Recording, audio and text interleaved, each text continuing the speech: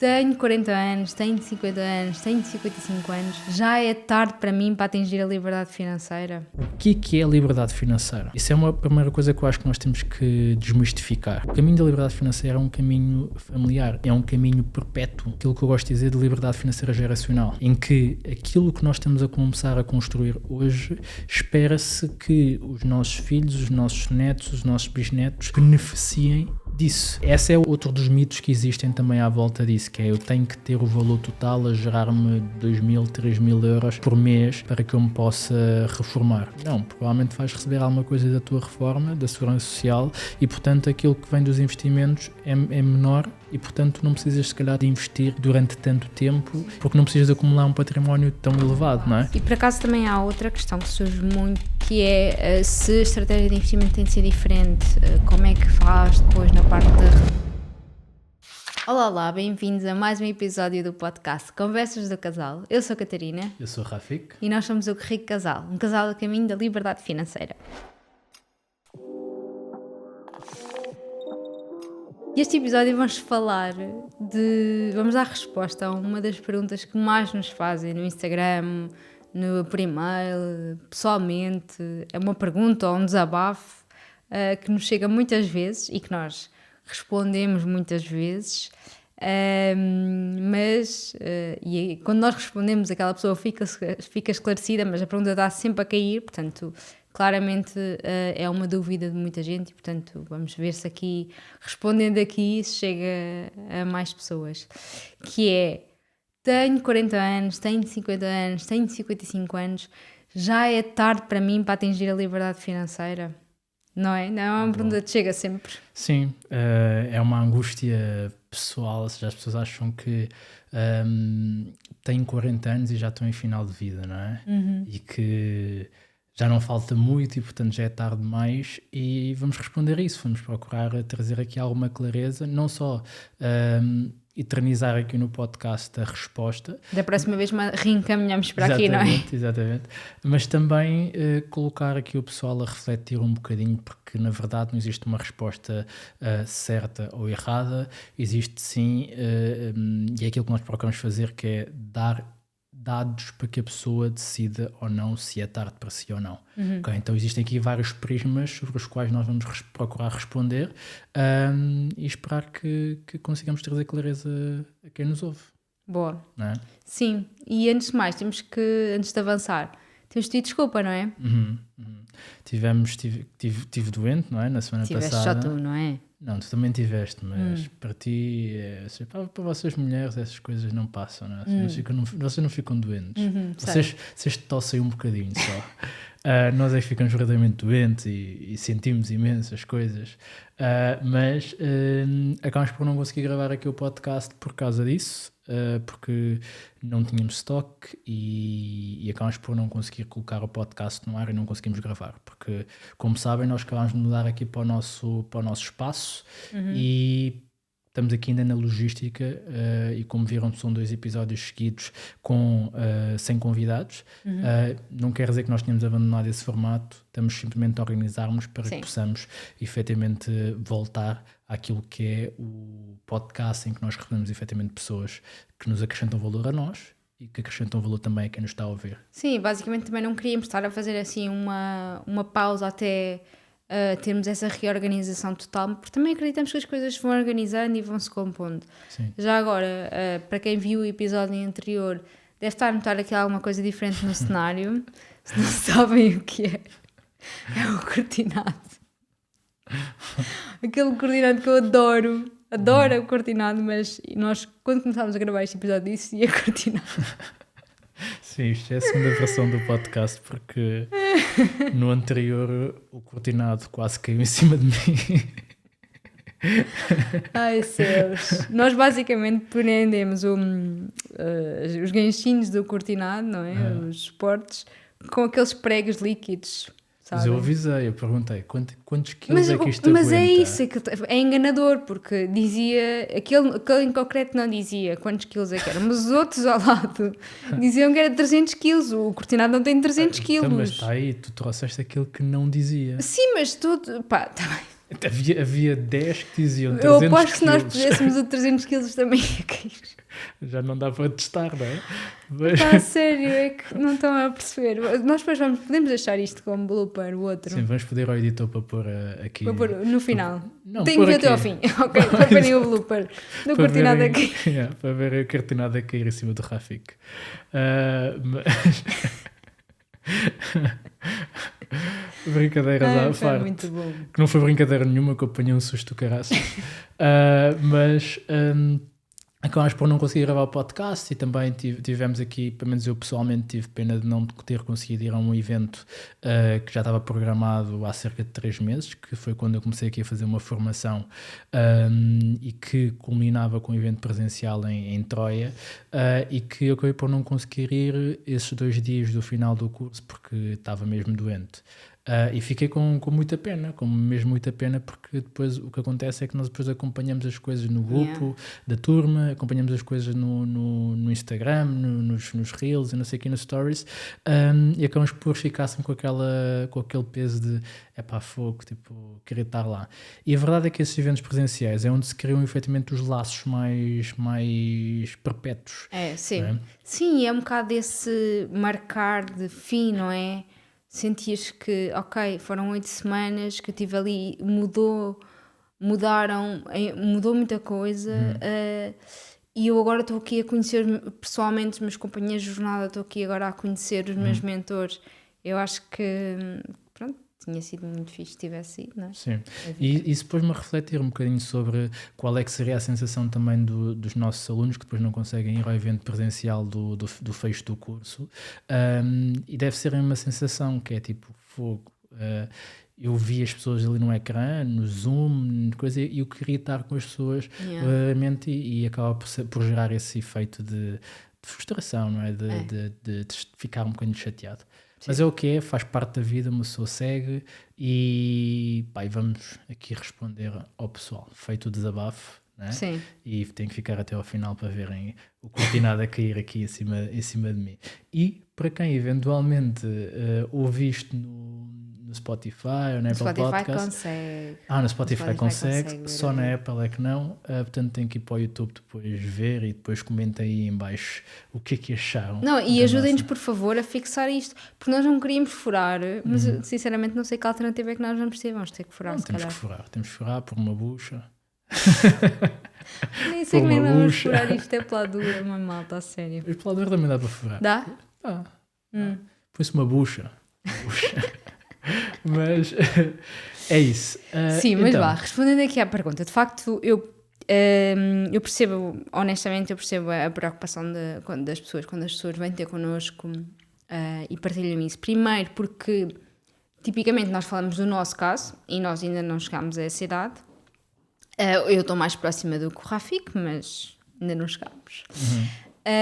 E portanto, normalmente, como nós falamos de nós, é normal que depois as pessoas não sintam essa conexão e não se sintam respondidas e acolhidas na sua dúvida. Porque quando nós partilhamos que normalmente vamos buscar exemplos de pessoas que têm cerca de 30 anos, vá até 35, e falamos de um plano a longo prazo, não é? E um plano a longo prazo, percebem que as pessoas tenham esse tempo para poderem implementar o plano. E depois quando tentam adaptar à sua realidade, sentem sempre que não é para elas, não é? Porque já se sentem mais velhas e, portanto, já se sentindo mais velhas, sentem que o tempo já passou. Eu, por acaso, uma vez ouvi, quando estávamos a fazer gravar um episódio com o António Vilaça Pacheco, e ele, acho que foste tu que perguntaste se já era tarde para investir em Bitcoin, lembras-te? Sim. E ele deu uma resposta brilhante, que foi: isso é a mesma coisa que perguntar a uma criança, a um bebê, se já é tarde para nascer, porque entretanto já houve, sei lá, já houve descobrimentos, já houve guerras mundiais, já aconteceu tanta coisa, será que ainda vale a pena nascer? E aqui eu acho que o paralelismo é super aplicável, que é ok, eu já não tenho 20 anos e teria sido incrível, de facto. Teria sido incrível ter descoberto isto aos 20 anos. Mas é um facto, tipo, isto é daquelas coisas que não dá para voltar atrás, não é? É o que é. Tens 45 anos, tens 50 anos, pronto. Agora, já é tarde, epá, ainda há tanta coisa, não é? Sim. Ainda há tanta possibilidade Sim. que é isso. Sim. E respondendo, a resposta direta é não, não é tarde. Desculpa interromper o teu episódio, mas reparámos em algo que nos surpreendeu. Existe uma parte das pessoas que ouvem o podcast de forma regular, semana após semana, mas que ainda não subscreveram o podcast. E queríamos fazer um acordo contigo. Se subscreveres o podcast, nós prometemos que vamos fazer o nosso melhor para melhorar o podcast, trazer os melhores convidados e entregar-te ainda mais valor. Esse teu simples gesto faz muita diferença no nosso trabalho. Vais fazê-lo? Muito obrigado. Eu diria assim quase um depende, né? Porque vai ser dependendo da circunstância da pessoa e não só com a circunstância, mas também com a mentalidade da pessoa. Que é, tu acabaste de dizer uma coisa que é uma meia verdade, que é quem me dera ter descoberto isto aos 20 anos. E a verdade é que existe muita gente que teve contacto com estes conceitos muito cedo na vida. Mas o ter contacto não quer dizer que o botão no cérebro ou o botão na mentalidade tenha mudado de forma a que a pessoa entrasse em ação. Então, às vezes, a pessoa até teve contacto, mas se não colocou em prática, não entrou em ação, de pouco serviu é igual a pessoa ter tido contacto aos 10, aos 15, aos 20 e ter tido contacto aos 40, aos 45, aos 50. A diferença aqui é o que é que eu vou fazer com esse contacto, com essa informação. Então, colocando em perspectiva e colocando aqui no pensamento de, ok, eu tenho 40 anos e eu gosto muito de ir pela ótica dos dados, é pensar assim, o que é a liberdade financeira? Isso é uma primeira coisa que eu acho que nós temos que desmistificar. Sim. Que é, existe uma primeira versão da liberdade financeira e que nós acabamos por falar bastante e inconscientemente direcionamos para aí porque faz parte da nossa história, que é, nós chegamos a um momento da nossa vida em que deixamos de trabalhar e fazemos aquilo que bem nos apetece da nossa vida. Okay? Então essa é uma primeira versão deste caminho para a liberdade financeira. E depois existe uma outra versão, que é provavelmente aquela que a maior parte das pessoas quer e que na verdade é o que nós também queremos, que é chegar ao momento da nossa vida em que nós escolhemos o que fazemos, que é, ok, ou vou trabalhar ou não vou trabalhar e vou fazer outra coisa qualquer, porque se eu não precisar de trabalhar por dinheiro, eu tenho essa escolha de poder fazer o que eu bem quiser. Então, para nós isso é liberdade financeira. Eu chegar a um momento da minha vida em que eu posso escolher, posso decidir e posso decidir independentemente do dinheiro. Okay? Então, pensando nessa ótica, se eu tiver 40 anos, eu vou querer chegar a esse momento na minha vida. Porque se eu chegar à idade da reforma e eu tiver uma reforma que não me permite estar tranquilamente e tomar decisões independentemente do dinheiro, eu não sou financeiramente livre. Então isso é aplicável em qualquer estágio, não é? Concordamos, certo? Sim. E depois existe aqui a parte que é, ok, mas eu quero mesmo reformar-me. Eu quero mesmo reformar-me. Mas tenho 40 anos, é muito tarde. Sim. E colocando em números, se eu tiver 40 anos e a idade média da reforma é os 67 anos, Sim. ainda me faltam 27 anos Sim. de trabalho. 27 anos de trabalho. 27 anos de trabalho. Ok? Tenho 40 anos. Na verdade, são mais anos do que aqueles que nós já trabalhamos. Exatamente. Ou seja, ainda te falta mais pela frente do que aquilo que tu já passaste. Então, como é que a pessoa pode dizer que é tarde? Sim. Não é? Ou seja, imagina uma pessoa que entrou no mercado de trabalho aos 25 anos. Trabalhou durante 15 anos. Ainda lhe faltam 27 anos. É quase o dobro. É quase o dobro. Então, e se eu tiver 45, ainda me faltam 22. Sim, sim.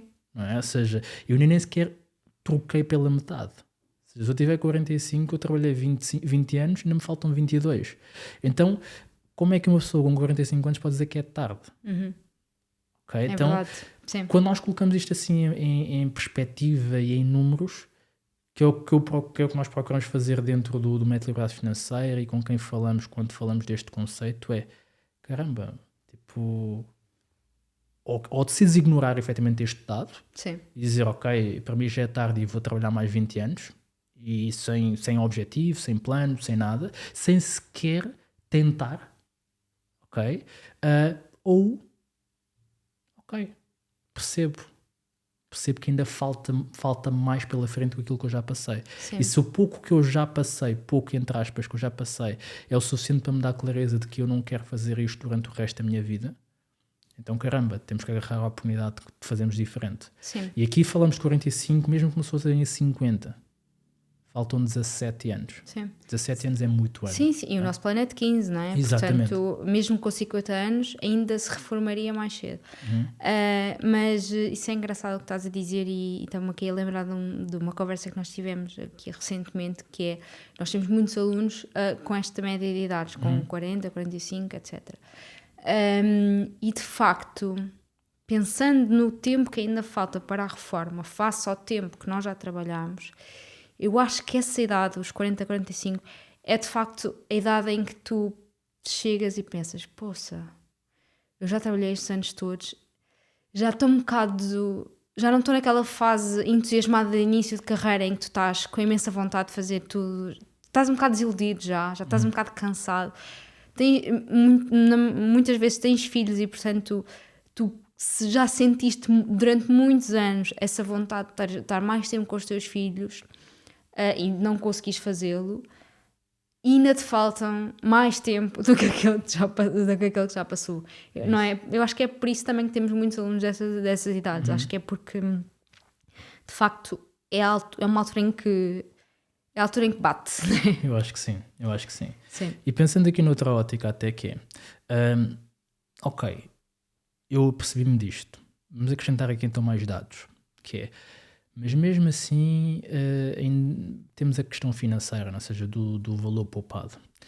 E estatisticamente, uma pessoa com 40 anos, 45 anos, é uma pessoa que está, se a coisa correu bem, em topo de carreira.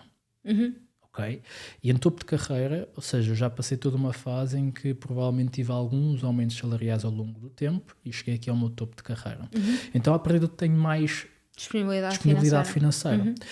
E para além disso, entre os 45 e os 50, temos aqui uma fase que pode ser também desafiante para os pais, que é aquela fase em que os filhos vão para a faculdade, existe aqui um encargo adicional. E aí, ok, eu compreendo essa parte, mas passado cerca de 5 anos, à partida... Normalmente são 3 anos a faculdade, não é? Sim, mas colocando aqui... já considerando mestrado. Okay. Sim, mestrado e um filho assim que decida passar muito tempo nas praxes e não, e não fazer... Essa crítica às praxes, a sério, é uma crítica, não entendo, mas ok, tudo bem. E decida, vamos estar aqui um horizonte temporal de 5 anos. Ok, eu vou chegar aqui aos 50 anos, já a partir aos 50 anos eu livrei-me de uma grande parte dos meus encargos financeiros, porque se tudo correu bem, o meu filho vai entrar no mercado de trabalho e vai começar a ser mais independente em relação a mim do ponto de vista financeiro.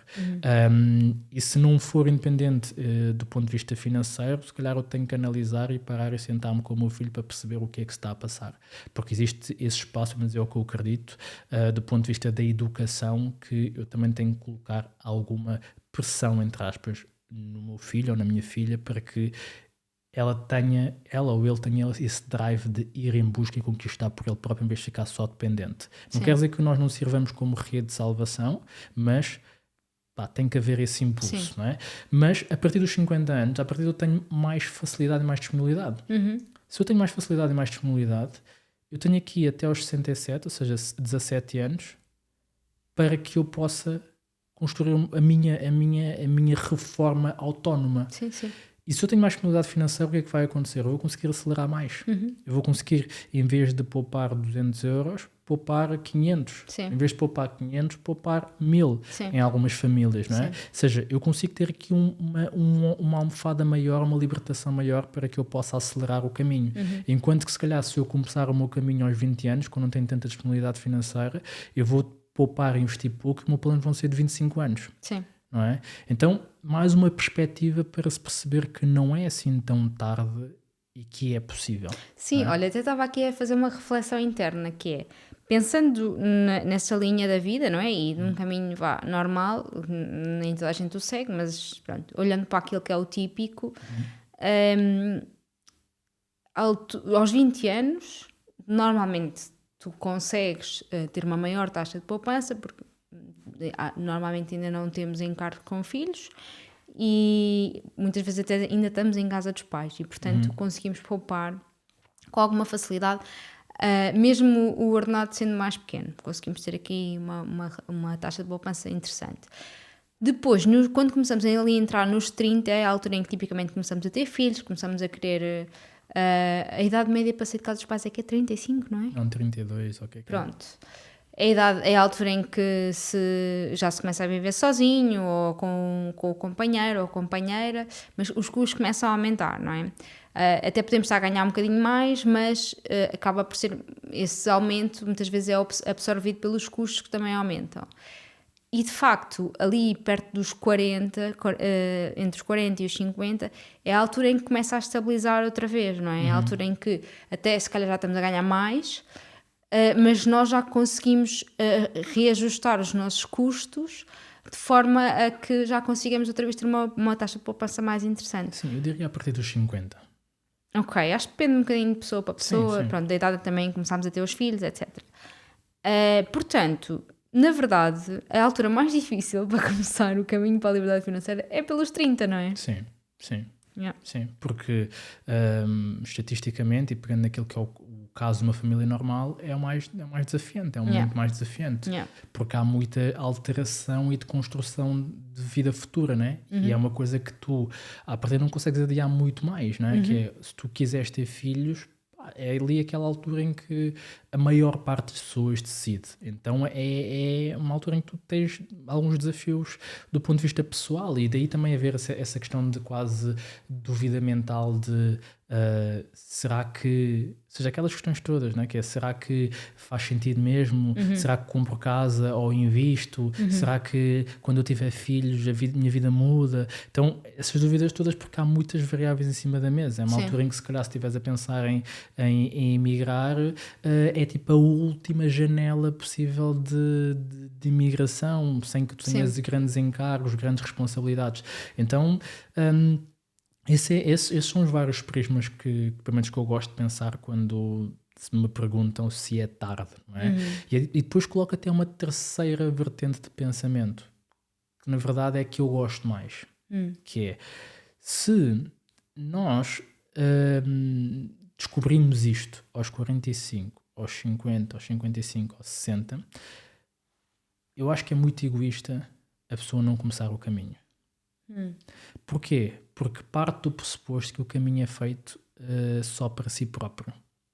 E o caminho para a liberdade financeira, isto não é um pensamento desde o início, é um pensamento que foi sendo construído na minha cabeça, que é, o caminho da liberdade financeira é um caminho familiar, é um caminho perpétuo, é um caminho de aquilo que eu gosto de dizer, de liberdade financeira geracional, em que aquilo que nós estamos a começar a construir hoje, espera-se que os nossos filhos, os nossos netos, os nossos bisnetos beneficiem disso. Sim. Então, se eu aos 60 anos eu descobrir isto, na minha visão, eu tenho a obrigação de pegar numa caneta, pegar numa folha, entrar num curso, ou explorar o YouTube, ouvir podcasts e aprender para aplicar. Sim. Porque mesmo que eu depois chegue aos 80 anos, que é a esperança média de vida, e eu já não esteja cá, se eu encontrei isto aos 60, eu tive 20 anos a construir uma liberdade financeira que não vai, se calhar, ser vivida por mim,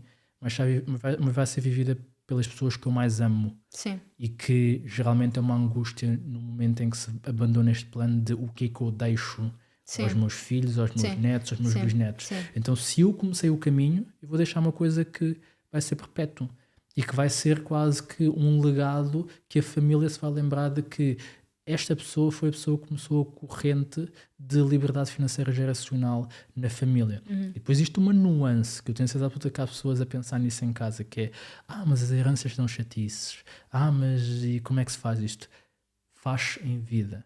Claro, a herança prepara-se em vida. Sim. E é possível ser preparado com cuidado, de forma a que as pessoas que ficam sejam protegidas também desse dinheiro que fica e o próprio dinheiro ser protegido das pessoas. Até porque, se eu seguir uma lógica de caminho para a liberdade financeira do ponto de vista de investimento, a ideia é que o que seja retirado da carteira seja retirado o suficiente para pagar os custos de vida anuais e não ser retirado como um todo. Então, o que eu, que vou abandonar este plano, tenho que decidir é as regras... É para quem é que vais passar? Nem é para quem é. Se eu, por exemplo, se eu criar um fundo, se eu criar uma instituição com um conjunto de regras de como é que aquela carteira vai ser regida, se eu deixar em testamento como é que aquela carteira de investimento vai ser gerida, quem é que tem autonomia para a gerir, como é que vai ser a distribuição dos rendimentos, como é que vai ser, quais são as condições para liquidar esse valor. Se eu deixar as regras todas, é um testamento tem que ser cumprido. Ok. Não é? Sim. Então, se eu deixar isso redigido, e isso é possível se eu tiver literacia financeira, se eu deixar isso redigido, o que é que vai acontecer? Esse dinheiro nunca será problema para quem fica. Certo. Porque está decidido o que é que vai ser feito. Está logo definido. Não é uma opinião de alguém, não é? Sim. Mas eu quero vender a casa. Mas eu quero arrendar. Mas é a casa do pai. Mas é a casa da avó. Pois. E há esse sentimentalismo. E não sei o quê. Não estou a menosprezar essa parte. Mas a partir do momento em que alguém deixa isso redigido, não há asos essa parte. Sim, não é? sim, sabes que quando me fazem essa pergunta também há uma coisa que me vem sempre à cabeça, que é, não sei se tu recebes isso, não, deves receber também no teu Instagram, é alguém estrangeiro, não sei quem é, a página de Instagram, não consigo dizer, ok, eu acho que é patrocinado, não sei, que diz, que mostra sempre um vídeo dos filhos ou das filhas e diz... Eu eu garanti que as minhas filhas estivessem reformadas aos 18 anos. Sim. E eu penso sempre nisso, que é, as pessoas estão-nos a fazer esta pergunta, já é tarde para mim, não sei o quê. Epá, podem pelo menos fazer isso para os filhos. Isso já é incrível.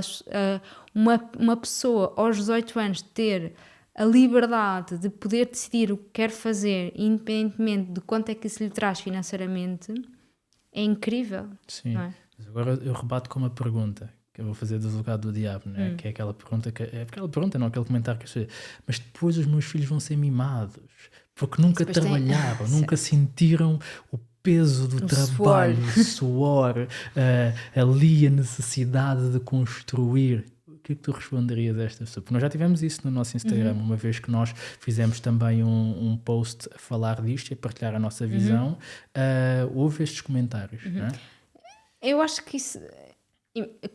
Quantos filhos de pessoas ricas continuaram a trabalhar e continuaram a ser pessoas corretas e não foram mimados? É verdade que uns foram, mas outros não. Acho que não tem a ver propriamente com a disponibilidade de dinheiro, tem a ver com a educação, não é? Com os valores que lhes são passados. Portanto...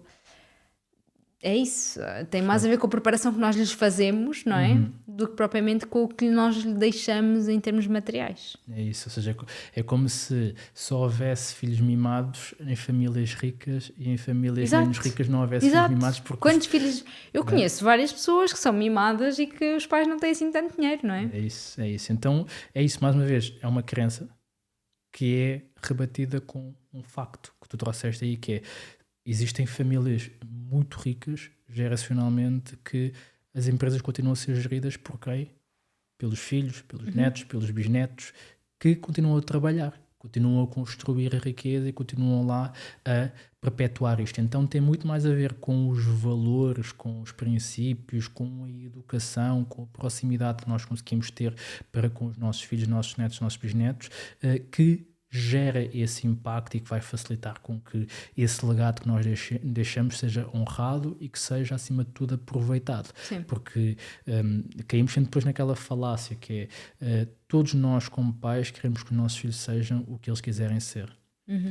Mas se aquilo que eles quiserem ser não der dinheiro, eles vão ter que ser aquilo que eles não quiserem ser. Exatamente. Então o dinheiro é uma peça. E é fundamental, é? sim. Exatamente. Sim. Então, se nós, como pais, como avós, como pessoas que descobriram este movimento de liberdade financeira, pudermos começar isso e proporcionar isso, nós temos, na minha visão, uma responsabilidade. Eu não vou dizer obrigação, porque ninguém tem obrigação de nada, mas temos uma responsabilidade.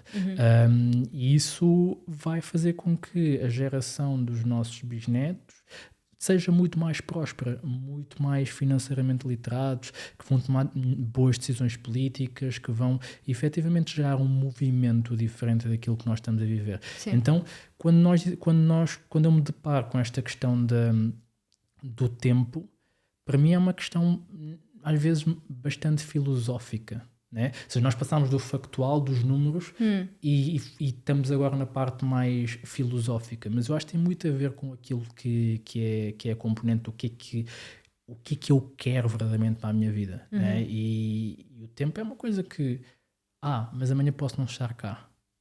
Mas e se tiveres?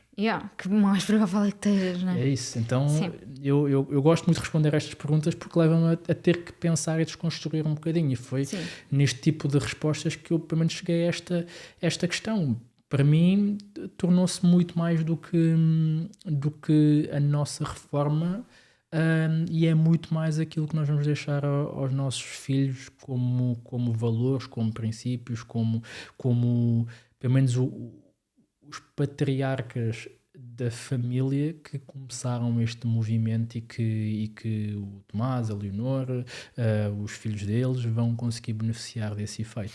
Acreditas que é crucial criar um mundo mais sustentável? Acreditas que as empresas deveriam ter preocupações de maior sustentabilidade ambiental e social? Acreditas que o teu dinheiro deveria gerar um impacto positivo no mundo? Então tens de conhecer a GoParity. A GoParity é a plataforma portuguesa de investimentos de impacto. Uma plataforma que liga todos aqueles que querem investir em sustentabilidade social e ambiental a empresas que procuram financiamento para projetos que geram impacto positivo. E, para te juntares a este movimento de criação de impacto, a GoParity vai-te oferecer 5€ para te tornares um investidor ou investidora de impacto.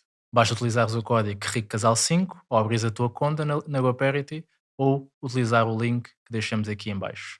Bora, resgata os teus 5€ e começa a gerar impacto. Sim. E por acaso também há outra questão que surge muito na sequência desta, que é se a estratégia de investimento tem de ser diferente, como é que faz depois na parte da retirada? Existe muito esta questão, não é? Sim, sim. E na verdade não tem que ser assim tão diferente, não é? Na verdade a estratégia pode ser exatamente a mesma até chegar ao número desejado. E depois, tal como as pessoas começam mais cedo, sim, passamos para normalmente a estratégia é uma estratégia acumulativa, ou seja, de reinvestimento dos lucros, e depois quando chegamos ao final, quando chegamos ao número desejado e queremos começar a retirar o nosso dinheiro e usufruir da liberdade financeira, é que começamos a fazer a troca, não é? Para a distribuição. Sim. Tu falaste aí de uma coisa interessante, que é o número desejado, não é? Que é as pessoas... uma pessoa que tinha 40 anos, tenha 45 ou 50 anos, e nós quando apresentamos este conceito, nós apresentamos o conceito numa ótica de reforma total, ou seja, não é reforma total, é independência total do rendimento do trabalho. Okay? Ou seja, eu não preciso de todo rendimento do trabalho e só aquilo que vem dos investimentos cobre a totalidade. Mas isso é uma falácia. Porquê? Porque quem tenha 45, 50 anos vai receber uma reforma. Pode não ser muito grande, mas vai receber alguma coisa. Sim. Então, será sempre o número-alvo ou o número de rendimento dos investimentos será sempre... tem que estar sempre que ser pensado numa ótica de complemento entre aquilo que eu vou receber na reforma e mais aquilo que eu vou receber dos meus investimentos e, portanto, o número de património nunca é assim tão mais elevado, ou melhor, não é a totalidade, não é assim tão elevado face àquilo que é o necessário para ser um complemento. Então, essa é outro dos mitos que existem também à volta disso, que é eu tenho que ter o valor total a gerar-me 2.000, 3.000 euros por mês para que eu me possa reformar. Não, provavelmente vais receber alguma coisa da tua reforma, da segurança social e, portanto, aquilo que vem dos investimentos é menor e, portanto, não precisas, se calhar, de investir durante tanto tempo. Sim, porque verdade, não precisas de acumular um património tão elevado, não é? Sim, sim. E outro tema em relação a isso é e até está no livro do Naval Ravikant, o Almanac, em que ele diz isso, que é o que é a liberdade financeira. Ele traz uma definição de 3 partes. Liberdade financeira atinge-se quando tu te tornas, por exemplo, um monge e não precisas de dinheiro para nada. Não é? Ok. A segunda vertente é efetivamente o momento em que tu és tão rico ou tens património suficiente a pagar-te os teus custos. E depois a terceira vertente, que eu acho que é o que na verdade a maior parte das pessoas quer e que será, é tu chegares a um momento em que tens um trabalho que és tão apaixonado que já te sentes, já seria uma escolha para ti óbvia fazer esse trabalho, mesmo que o dinheiro não fosse uma vertente. Sim. Então tu aí já és financeiramente livre, porque estás a decidir, estás a escolher fazer aquilo que tu farias mesmo que tivesses 100 milhões de euros na conta. Certo. Então essa também é uma possibilidade de liberdade financeira, e para muita gente é isso, se calhar tu não gostas do sítio em que estás a trabalhar, se calhar tu não te sentes realizado no sítio em que estás a trabalhar, e por isso é que dizes que eventualmente queres deixar ou queres-te reformar, mas se calhar se tu encontrares o teu espaço de paixão, o teu espaço a tua zona de conforto em que tu performas no teu máximo, a componente da reforma deixa de ser um destino, passa a ser simplesmente uma opção, uma escolha natural, uma consequência, não é? Então, isso também é uma forma de liberdade financeira. E isso pode acontecer também aos 45, aos 50, não é? Seja em que eu estou no meu trabalho e de repente, principalmente no episódio anterior em que falámos do digital, em que eu encontro algo que eu consigo ensinar, consigo trazer para dentro, em que consigo acrescentar valor com essa componente, e de repente, caramba, já não preciso estar neste sítio que me intoxica, não é? E posso estar a fazer outra coisa, e aí, o dinheiro é uma consequência. Sim, né? sim. E eu não respondi à parte da carteira de investimentos, que é, eu acho também que tem que se pensar em 2 vertentes, que é, pensando no espectro de risco, que é, ok, eu tendo 20 anos, 25, 30 anos, eu posso correr mais risco do que se tiver 50, 55. Certo. Né? Então, se eu tenho 500 euros que eu consigo poupar por mês, eu se calhar não vou pegar nos 500 euros e investi-los todos de uma forma mais arriscada, entre aspas. Então eu posso pegar em 250 e seguir a mesma estratégia, por exemplo, via um PPR, e pegar os 250 e seguir uma estratégia via ETFs. Okay? Então eu posso fazer esta variação. O princípio é o mesmo, okay? É de acumulação de património e procurar acelerar. O veículo é que pode ser um bocadinho mais adequado porque traz uma vertente de risco mais baixo e, consequentemente, eu consigo equilibrar aquilo que é a necessidade do pouco tempo ou menor tempo que eu tenho para poder lá chegar, mas o princípio acaba por ser sempre o mesmo. Ok, faz sentido, sim. Percebo o que é que tu dizes, sim. Boa. Sim. Achas que ficaram esclarecidas as pessoas? Eu espero que sim.